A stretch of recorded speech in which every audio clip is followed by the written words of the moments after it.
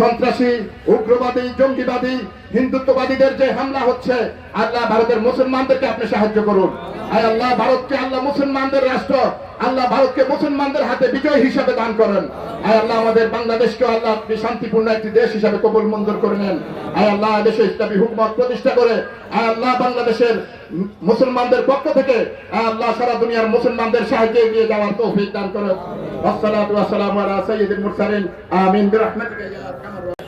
আজকে আমাদের মুসলমান ভাইরা আজকে ঘর ছাড়া, বাড়ি ছাড়া অসহায় মুসলমান, ফিলিস্তিন মুসলমানদের উপর যে ইহুদি কামা সাল্লাল্লাহু আলা ইব্রাহিম ওয়া আলা আলি ইব্রাহিম ইন্নাকা হামিদুম মাজিদ। আল্লাহুম্মা বারিক আলা মুহাম্মাদ ওয়া আলা আলি মুহাম্মাদ কামা বারাকতা আলা ইব্রাহিম ওয়া আলা আলি ইব্রাহিম ইন্নাকা হামিদুম মাজিদ। আলহামদুলিল্লাহি রাব্বিল আলামিন ওয়াস সালাতু ওয়াস সালাম।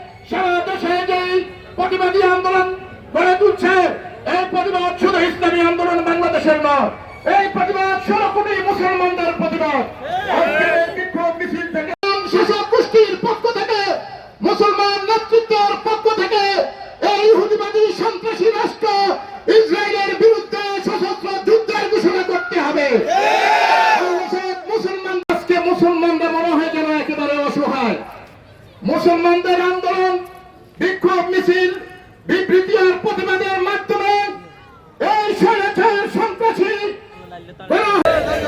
জেগেছে, জেগেছে, বিশ্ব মুসলিম জেগেছে।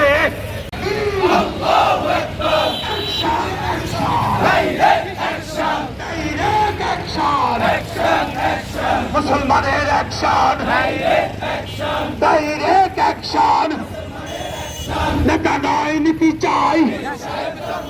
পীর সাহেব হুঁশিয়ার, সাবধান, দালালি আর করিস না।